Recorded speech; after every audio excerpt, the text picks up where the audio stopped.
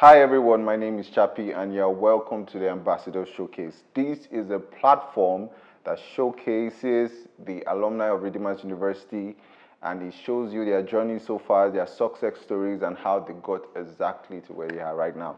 So today we'll be having Murewa Ayodele. He is a comic writer and he's someone that I've been following for a while now. And guess what?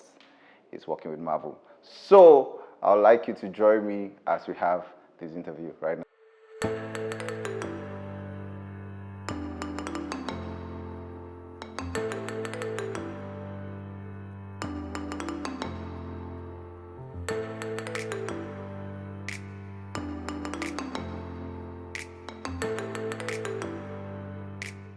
So for a set that graduated 2015, how would you say your experience in Redeemers University like? Because obviously you were at the redemption camp and not here at Ayodele. So what would you say?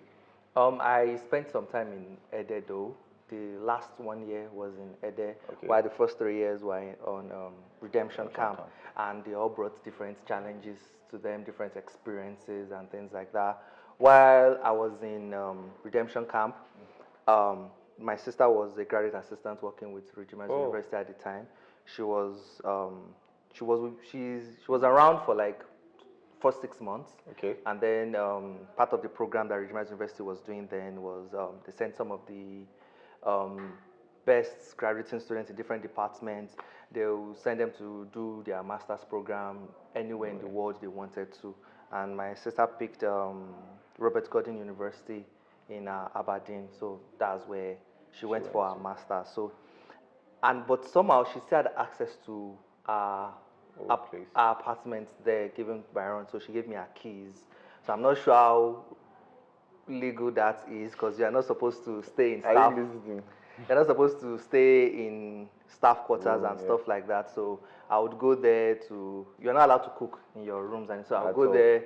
There's food in the fridge, so I'll cook in the fridge and stuff like that and stuff like that. So that time I wasn't much interested in babes. I would have taken babes there too, but I'm sure you had many. no. I was a Christian boy, so That's what they all say.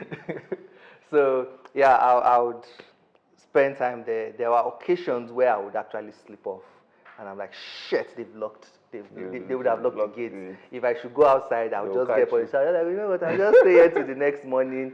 And there are always people that would jog. Right. So in the morning, I'll just be jogging with them, like, oh my god, that was such a workout. Like they came from me. So stuff like that. So there were those fun experiences there. But then there's the other end of things where if I got broke, that means there's no food in the fridge anymore. There's no money. There's nothing. I'm basically like on my own till my parents can send me money or something. So sometimes I get so broke because I react to like food poisoning a lot, water, whatever. So I have to like use pure water and everything. So sometimes, like I'm so broke, the only thing I have is gari and sugar, but sugar in cubes. So as it you start like punching it and breaking it so you or have to something, because it's not as if you even have like all those ceramic plates that that are easy you to break. put it So it's inside. plastic, like what? You're just going to damage this. So at the end of the day, you like take one spoon of Gari. gari and then you bite off a part of the sugar or something. You've seen life. Yeah, so so you just end up being thirsty. Yes, you're not hungry anymore. At all. But then you not be thirsty. What do I drink now? So sometimes I start moving around hostel. I'm one of those boys then. You just knock on one random person's door, then you like, get water. how far? You get pure water there, that kind of thing, stuff like that. So, but here, moving to Ede, I was closer to my parents. Probably like, I think every Thursday or something, they would bring like cooler of different things. Sometimes they even bring pounded yam, vegetable, different stuff. And it was always kind of a little annoying because the food was so much. I'm like, I don't have apartment again or anything. A fridge that I can put it in. I have to eat like what 7 pieces of meat. Like you're like, oh jeez, like. So at the end of the day, you share with friends and all those stuff. So yes, you eat well on Thursday. Yes. You eat well on Thursday, and then the very next day, you're already hungry, looking for chicken, Again, looking for okay. this thing, looking for anything. So you're like, what's the point? You should have just come here with money. Money, Abi, just give me money. Why you You don't making give this money, class? you get stuff like that. But they're like, and they're always like so happy and proud that they brought pounded yam. Yeah, Who eats for pounded you. yam in In school? school. You get, so they brought pounded yam and everything. So, but yeah, I end up sharing with friends and all stuff, and sometimes it's also embarrassing too. So let's say you are in chapel, you're in classroom, so they drop cooler and basket with you. Hey, tell me, how will you carry the basket to Basket. hostel and things like that? And So, if you are trying to run away from hustlers, when you are leaving, when you are walking through the gate, Jesus, I was like, no. Murewa, we don't see you. we're coming. It always happens to all of us. You get, so stuff like that. So yeah, and the reason why they would prefer to bring food instead of money and everything was because they were civil servants, and at that time the governor wasn't paying full Okay. salary, half salary, so they were struggling financially too and everything. So That makes sense. yeah, so everything. So yeah, those are the kind of different experiences. They both had their own fun time, and they both had their own So, pain and stuff like what that. would you say are the cons of being here? The cons of being here. Yeah, so Something you enjoyed there that you didn't enjoy here. yeah, the number one thing was the money thing, but that had nothing to do with Regimas University per At se. all. It was basically the financial situation of my parents at the At that time, and one of the ways I used to make extra money at that time was when it was close to Defense. the project period and stuff like that. At the time, a lot of people believed that I was the best software developer. Or you were the best for the Stop being humble. Why is he humble? Some people believed I was the best software developer in school then. So they reached out to me, All right.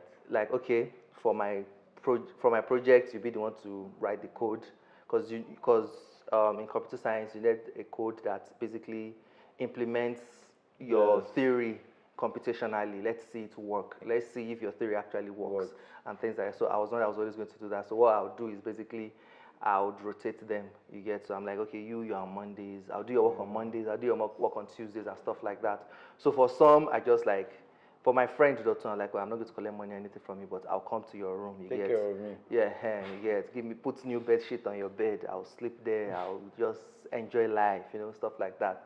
For another one, I'm like, okay, I miss going to the supermarket, CRM there to get things, you get, because I can't afford it anymore. So when you're coming, bring Pringles, you get, bring Pringles, bring shortbread and stuff like that.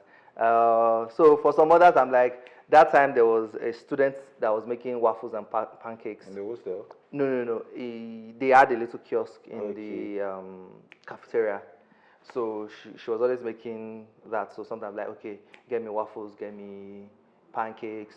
Don't just put syrup on it. I want Nutella. It gets chocolate. Bring it. So different stuff like that. I enjoyed that last part, even though financial things were not stable, I at the time and stuff like that. So yeah, so those were the benefits. The cons was basically that struggle, because the struggle was even like some people even had the money, but then because Regimas University was now handling the entire feeding of the students instead of giving it out to vendors. So they couldn't gauge it at the time. So it was just one cafeteria. It was one cafeteria dishing it out to two spots, but they didn't know how to gauge it yet. So for example, it might seem ridiculous that maybe you have to cook like 2 sacks of rice for just afternoon meal. It sounds ridiculous, like patila and sheni. You get, because and there was nobody to consult with, because on camp there were different vendors. So different vendors could cook half a sack or whatever. I get that. So they will cook food and then it's done. It's finished. They'll not start, so you now be on the queue. They'll not be like, they've got to go and because it's now rush thing, they'll not say they cooked white rice. You're like, white rice, where is the stew? You now take white rice. Sometimes you take spaghetti. Where is the stew? And go to your hostel. So sometimes you have money and you don't still eat well. You still don't basically have. So there was that, and then there was usually frequent contamination because they didn't know how to work on it well. I remember that time, anytime it was Sundays, the ambulance driver was always going back and forth, because different students would be purging and different stuff like that. Are you someone that is very sensitive? Yeah, but Oddly enough, I wasn't bothered during The, that period. Think okay, yeah. The reason was because I was a church worker, so I didn't even eat before this thing and all the oh, stuff and different things. Yeah, I don't even I don't particularly know, but yeah, it was everybody. It affected everybody, but some of us know how to hold it until you get to your room and then spoil the toilet there. I even have two questions with you. The first question now is you said you were the best developer. What kind of developer were you? Front end, back end, Android, I was doing full stack, so that means or front and back? yeah, I would do back end web, front Okay. end web, but I was also doing desktop Top. Oh and wow. stuff like that. And there are some plugins where you can actually still use Python to develop um, Yes. for Android. Yes. So basically, people that came with mobile stuff, I'll use that. People that came with web stuff, I could do that. So I was basically full stack. So I was doing everything. And then you also said you were a worker in church. So Yes. would you say you were more of a hostel class chapel person, or you had some other extra curricular activity? Because to be honest, I don't feel like you were somebody that goes for parties in your time. No, but I was. When it comes to the use of my time, I was worse than people that went to parties Parties. because what was the point?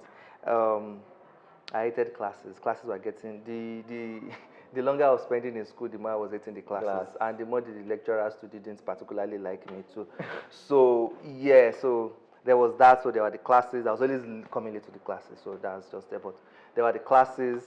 Then I wasn't just a chapel worker. I was also an executive, and because I was an executive during the transition from redemption camp to To Ede, so we spent an extra years as and ESCO. executive. So Okay. so I was an executive for like For more two than a year. I think it was 2 years. department.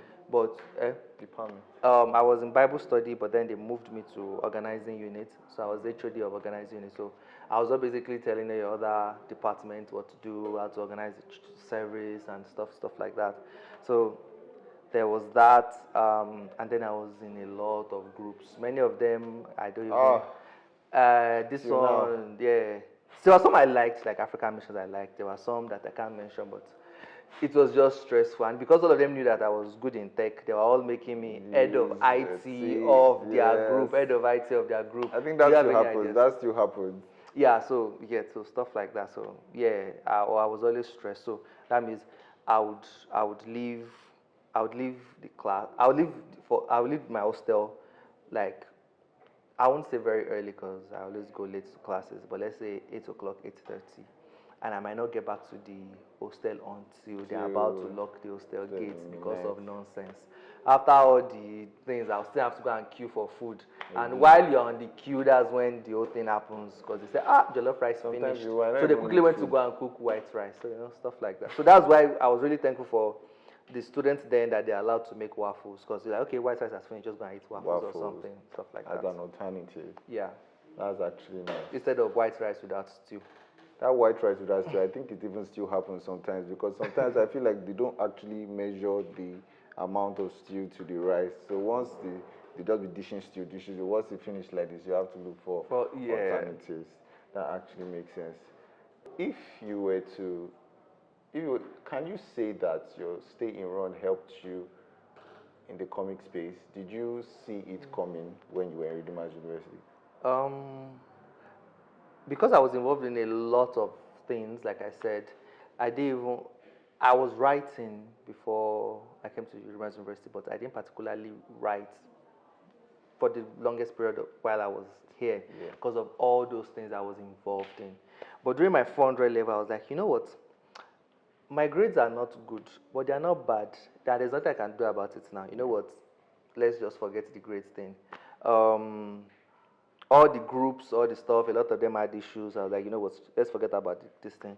Classes, the number of classes are already reduced. I'm already like Living. not going to some of the classes too and all those stuff. So I was like, you know what? So I'll just spend time in front of my laptop and just write stories and then give a couple of friends in the hostel come and read this paragraph and stuff like that. And they were usually superhero themed and stuff like that.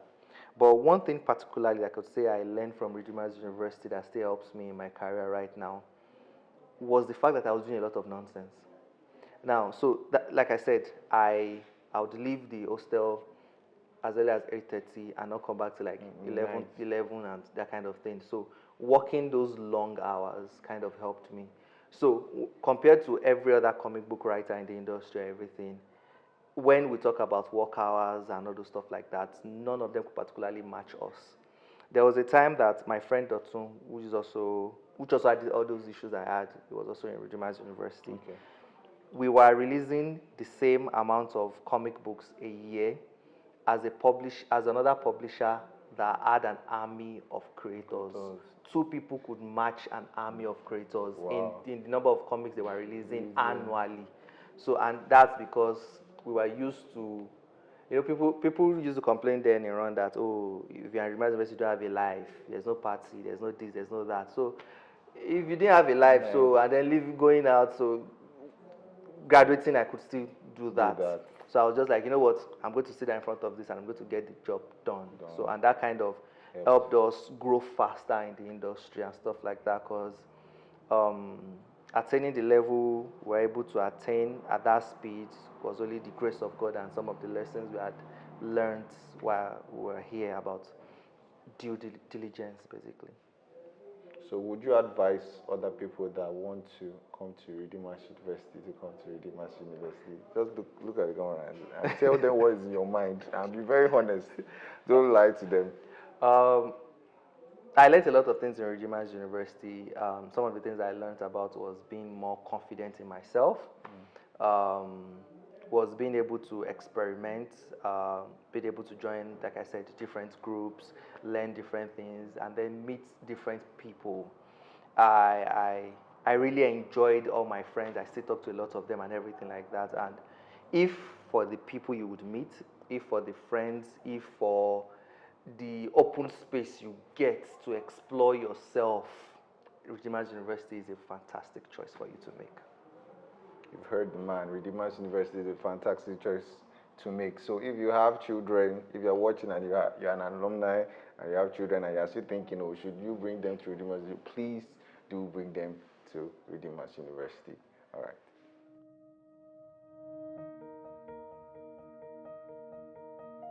For every decision we make, we get to ask why. Why have that meal for breakfast? Or put on that shirt? Why do this or that? For most, the answer to the question why is etched in the depths of our desires, and our desires are reflected in the choices we make. Why choose run? Oh, hi.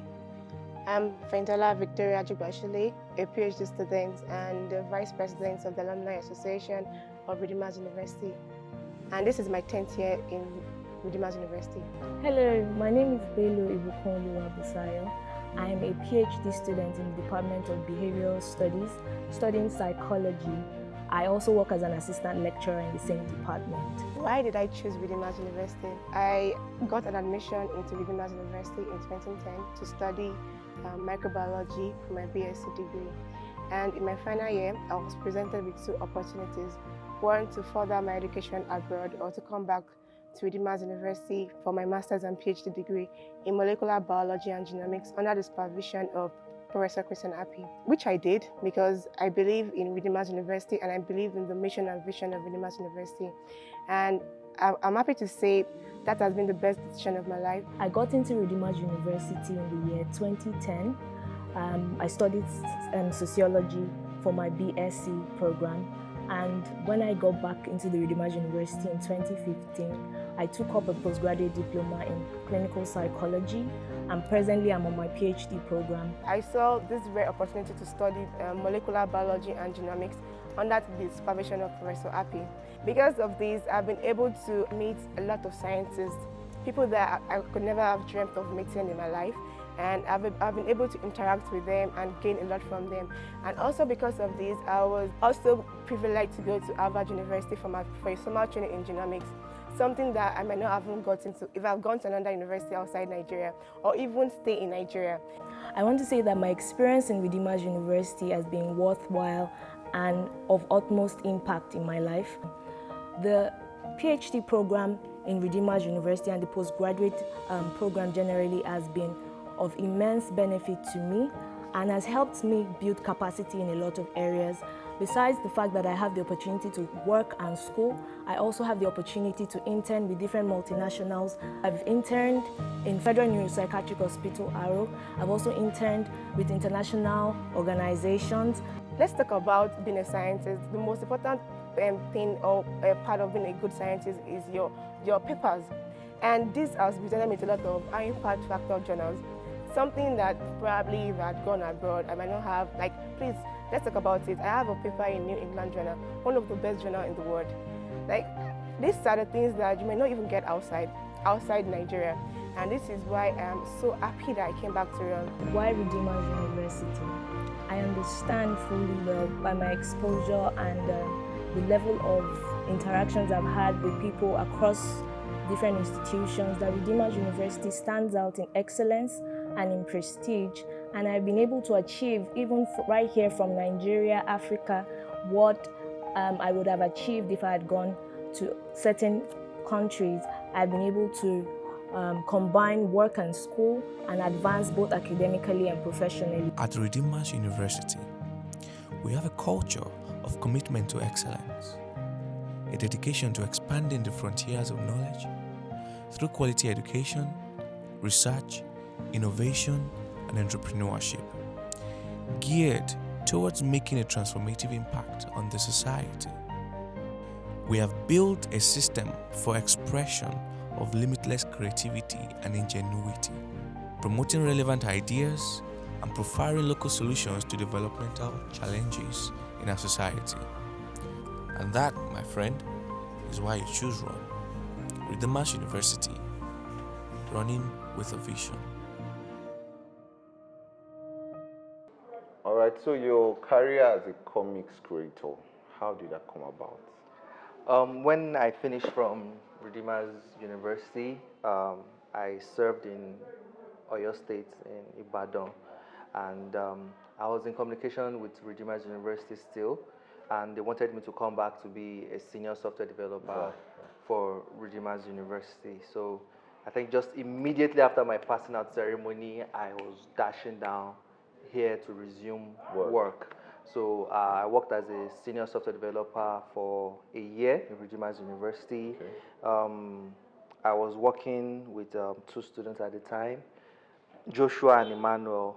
I don't know why I can't remember their surnames right now, but they were working with me as assistants, and were doing so well that both of them got scholarships, where the university basically paid their school fees and their feeding allowances. And when Joshua also graduated, he got an award where it was given, I think, 500,000 naira from the university because of their services to the school. So at that time, we created an automated card system for the cafeteria, where you could use your cards to pay for food and stuff like that. We help print ID cards for the foundation students, like the pre-degree to other people, to other universities, transcript system, different things that we thought, okay, if it was handled, so it's handled more digitally and we computerized it, it would work seamlessly. So those are the things we're doing. The accommodation system.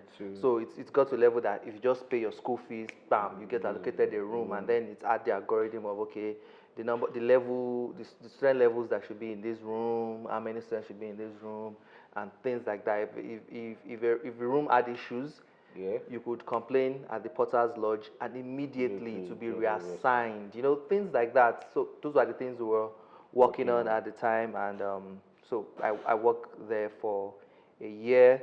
Then during that time, my interest in comic books was growing. So I went to my first Lagos comic book convention at the time. I interacted with a comic publisher called Vortex Comics. So, and we were interacting, and I fell in love with comic books. So my sister is an alumnus of this school, and there's Ayobami Jayoba, who also is also a computer science first set, just like my sister. So, and they were our first, still our only investors.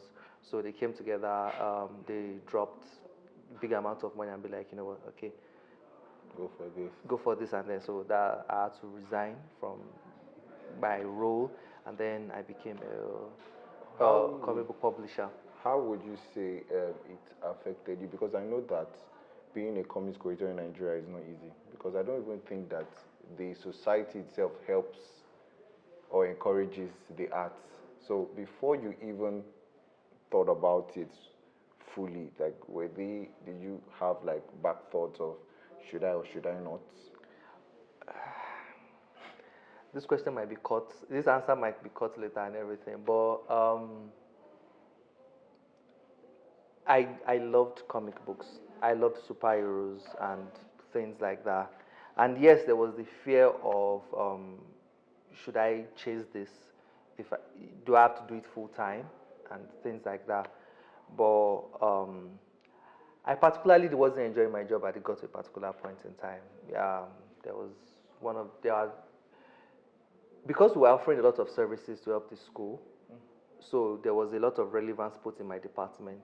So a lot of people also wanted that amount of relevance, and then people started choking their hand inside and stuff like that. Yeah. So power struggles came up and stuff. So I was already getting threats like I would destroy you. So you don't hear threats like I will Ouch. destroy you, and then you want to stay stay where here you are. and stuff like that. So yeah, I was like, you know what? If I'm going to risk my life, it's better for me to risk my life to make more money and be on my own than to risk my life to get paid salary that I wasn't even confirmed as a staff yet after working for a year.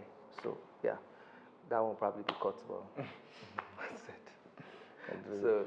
So how would you say your journey has been so far? Would you say you are grateful for where you are, or you would say, what would you say? That's now the question. Okay, so this is like an answer to another part two answer to the previous question. But working in the arts in Nigeria, just like you said, yeah, it's a struggle. After leaving Redeemers University, it didn't take time for the money to finish. Yes, it was millions, naira hard worth then, blah, blah, blah, blah, blah, blah. I didn't think it even lasted a year. Bam, finished. And we weren't even paying ourselves salary. I had saved up my salary and other stuff, so I was paying myself from my savings, because what was I even doing with the salary? I was staying in one bedroom, self-contained there and stuff like that. So I had a lot of savings and stuff like that. But savings finished, the investment money finished, and then no income. So at some point, I was still doing software development to get a few money and stuff like that. But then it was affecting the comic book stuff. So I had to move back in with my parents. I wasn't on my own again, different things. So I was broke for years, basically. So and then it got to this level 2. There's always envy everywhere, you get. So it got to a level we weren't even recognized in the comic book industry anymore. Sometimes they will purposefully misspell our names for our words. They will purposefully change things. Everybody might get their comic book and name announced. They might announce our comic book and not announce our name. You get, so different stuff. So I'm like, okay, you know what? If Nigeria will not recognize us, you know what? Let's start pitching to companies abroad. So that one now came with its own set of depression. So when you start sending proposals out, let's start sending proposals out, and you start getting, oh, we are sorry, or you don't even get email acknowledged, and different things like that. See, it's like you're toasting a babe. It's like you're toasting 100 babes, and they all say no. You know how you start looking at it? I don't think I look good. What am I doing wrong? What am I doing wrong? So it was getting to that level then. I think I watched a video about one of the most successful comic book creators, Todd McFarlane, and he talked about how he was sending 70 pitches, I think, every week or every day or something ridiculous. I was like, oh, okay, so that's what we want to, so that's what we want to do now. I'll be okay. Let's start sending 100 a day. So I was now sending to everybody, UK, US, and anywhere. I was sending anywhere. I was sending to Super Strikers. I was sending to South Africa. I was sending everywhere. So we finally got a yes from a publisher. I was like, you know what? Okay, let's try you guys out. So I was like, as we were so happy. When I told my dad, he was like, all these lies. I'm sure you would have been tired. I don't know why he keeps doubting me. I think because he used to be mischievous as a child. So even when I was graduating, because I wasn't excited about me graduating, because I was already working then. I was already a CTO at an alumni's company too, an alumnus' company. I don't know. Anyway, at that time too. So I was busy working instead of focusing on graduating. So they're like, "Are you sure you graduated?" Dead. You get so and. During the graduation ceremony, I was now called out for an award, the most innovative students chancellor's award. So like, Wow. okay, you finished. Yeah. So things like that. So we got good news from the publisher. So okay, but it was something called a creator-owned kind of contract. So what happens is that you create the comic, Okay. they print it, they sell it, you guys share the money. So that means you don't get paid to work on it. You first have to work on it. So okay, we just got first yes. You can't afford to do anything by the side. Let's dish it out as much as we can. So we start working on it. Our first project, you have to finish it. Episode 1, 2 till the last episode. So we're working on it. We finally finished it. Like we're done. You guys can start printing it and everything like that. And then COVID happened. Crushed. And the entire comic book industry was shut down. They were not printing no comics. They are not selling anything. But is that not supposed to help virtually? Yeah, but in the book market, most books still get sold physically than digitally. And in a serialized format like comic books, they want to release both at the same time. They don't want to have edge over the other. Maybe it might lose relevance if digital is out. It will have been pirated a bunch of times before and stuff like so. COVID happened, so they're like, damn. Yeah. So they're like, okay, they will release digitally first. They released the first 2 episodes digitally, and then the company, our editor started saying they've been followed, and the company closed down. They're like, you get first, you just got a yes from an international publisher, and then they basically just closed down right after. I'm like, okay. Where do we go? What do you do? It's okay. And then later, so we're like, okay, let's keep doing stuff. Let's keep YouTube videos. Let's keep doing comics, different stuff. Let's send proposals out to other publishers too and stuff like that. And then suddenly we got this thing that there's a new comic book company in the UK, and they want to promote some of their titles, so and they need a bunch of short stories, 4 pages, 5 pages, that kind of thing. So like, okay, do you guys have something? So because of all the things we've been making ourselves, we had a lot to show them. And because of that publisher that closed down, we're like, we won't have this one that is professionally made. With a bigger publisher, an older publisher already said yes to us. Who are you to say no to us? So that kind of thing. So they're like, okay. So they're like, okay, they'll give us 5 pages. 5 pages. And then I think they said they will pay a certain amount of money. And we're like, hey, this money makes sense. So that kind of thing. So you're like happy and excited and everything. So I started writing the story. I wrote the story. They got back to me and they were like, holy crap. As in, they actually crossed out in the email like, this is so good. Like, damn. I kind of felt like, okay, so we're excited. Okay. So then my friend Otun drew it, colored it, and everything like that. I'm like, okay, yeah, pay us. Don't worry, it's not a bad story. But it actually ended well. So the money they said they would pay us was just actually for just writing it. So for writing it, the art, everything is now even more. It's like times 5. Wow. So the money we got to like times 5. So like, this makes sense. This is good. So that was like our first big victory. Like, okay, international publisher said yes to us. We finished the work. They paid well at a blow. So you're already feeling good to yourself and all those stuff.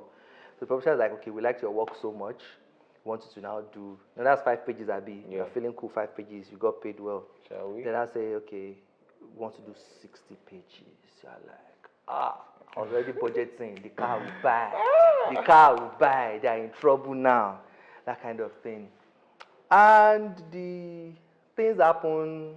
Oh, he doesn't have money again. the books he did before did not sell, this, that.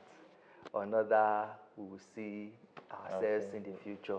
Oh, After you don't budget money, we could use buy Buy car. Benz. You get So that was that again. So we're like, okay, you know what? Nigerian everything industry was like, we don't want you. Jan said they want to break your heart. You know what? where do you run to? We were doing our website, JJ.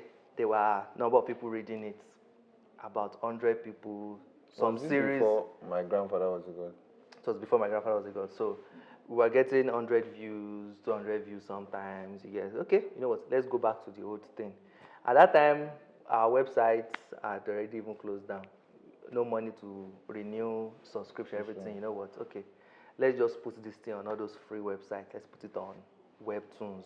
We'll do a free comic for people and just release it. Like that. So then we came up with the story, My Grandfather Was a God, which is basically a story of a little girl whose grandfather is There is a question for this. Yeah. What was the thought process like releasing a series that has to do with Olorun? I saw a shoe there, and I was like, what were you thinking about that led to that? It's a combination of things. It was frustration from the comic book industry at that time. When we started working in the comic book industry, one of the reasons why they didn't particularly like us too was because everybody was trying to do the whole African thing, traditional thing. We were the ones doing these futuristic science fiction things, talking about aliens and different stuff. So even for some awards, they're like, your protagonist must be a black character. But what of your story that your character is an alien character? Yeah. Yet, how do you qualify for it? What if your character is a fish? So we weren't always qualified. And we're like, so there was this moment of, you know what? We're better than you. You guys want to tell African stories, Abi. I live in Oshogbo. I grew up in Oshogbo. I've seen babalawos on the streets. I've seen people with cowries and everything that people will say if you touch them, you turn to chicken. You get. I've seen worse things than Lagos boys. Let's bring it to life. You get. I've been to Oshun River kind of things, all those stuff. You know what? Yeah, I will show you that I know more of Yoruba culture than you, and I'll tell it better than you can, while still doing it our own way and that kind of thing. So I'm like, okay, so let's go all out with it. So and that's what led to having a bush baby as a pet. Yes, and stuff like that. So and that's what came up. That's why we came up with My Grandfather Was a God, where we focused on African gods like Shango, Eshu, Olorun, and the likes and stuff like that. So, and when we released it, people responded to it. Every episode always had more views than the last. And then, for the first time, it was only Nigerians that were reading our books. We were getting readers not just in Nigeria. It was still a limited number of people, still probably in single-digit thousands. Okay. You get, but then the people that are reading it were like everywhere. There are people reading it in Osun State. There are people reading in Lagos State. There are people reading it, especially in South America. So you see people from Brazil, you see people from Cuba, people that were familiar with these gods themselves, and they were like, yes, finally a comic book that from the motherland, the way they say it, that is telling these stories and is telling it in a fun, interesting way, not just the typical cliche way. You're not trying to do Shango that's just basically African Thor. You get that building on this mythology and stuff like that, and it feels quite authentic and stuff like that. So a lot of people were responding to it, were like, so we're enjoying ourselves. So each new episode was coming out every 2 weeks. So every 2 weeks I always just like high as if we were on drugs, because the reaction, sometimes some people post panels on Instagram, it will get like 10,000 likes and all those stuff. And we're like, yes. So we were starting to feel good again, you get. Even though we weren't making any money or anything, but there were people that were finally responding with passion and stuff. And finally, comic book creators in the industry now recognized us. people, even they were tweeting, even they were posting on Facebook groups that check out these This guys, was- what they were doing and stuff like that. So that felt good, and that was when things were beginning to turn for good. If that felt that good, why didn't you continue? The reason why we didn't It's been a year. yeah, it's been a year. It's the reason why we're going to continue is a bunch of good news. Firstly, multi-choice was doing talent hunt kind of thing. So I submitted a bunch of my work, videos and stuff. I went through the entire process.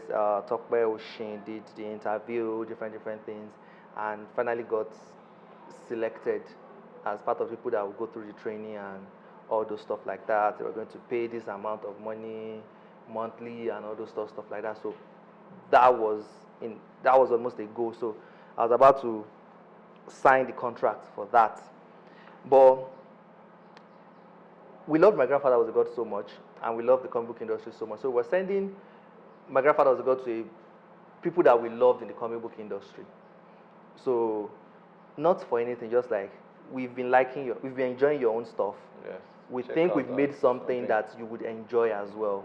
So we sent it out to comic book creators, to movie directors, ones that we could steal their email from all those sketchy sites and stuff like that. And one of them was an editor in Marvel.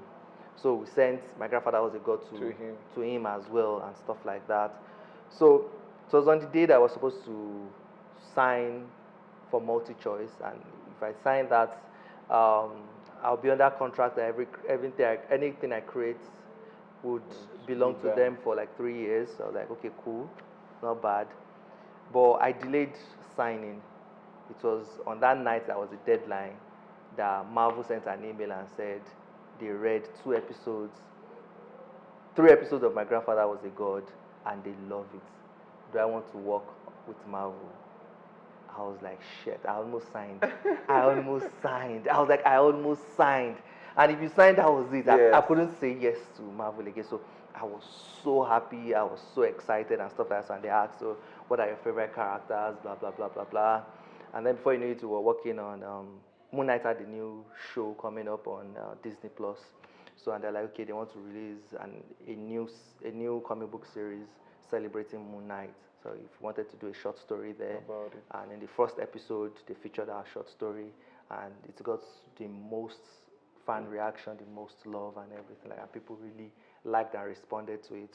One of the reasons also being because it featured Spider-Man, and Spider-Man is a very popular character and stuff like that. And since then, we've been working with Marvel. We've done Moon Knight, yeah. We've done an Avengers miniseries named Kaiju War, where Iron Man, War Machine, and Ironheart that will be introduced in the new Black Panther movie go to a foreign planet to fight giant kaijus. So, and right now, in November, an Iron Man short story by us will be coming out. Are you guys listening? And that short story will announce a series an Iron Man series that will be coming out in year 2023. So we'll do 5 big episodes of Iron Man that will do solo and stuff like that. Man, did this world, man.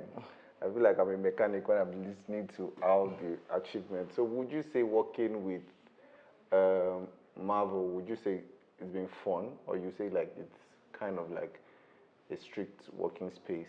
You have short timings and much work, or they make life easy? It's been a dream come true, because you grew up loving these characters. True. You grew up reading, watching these movies and stuff like that.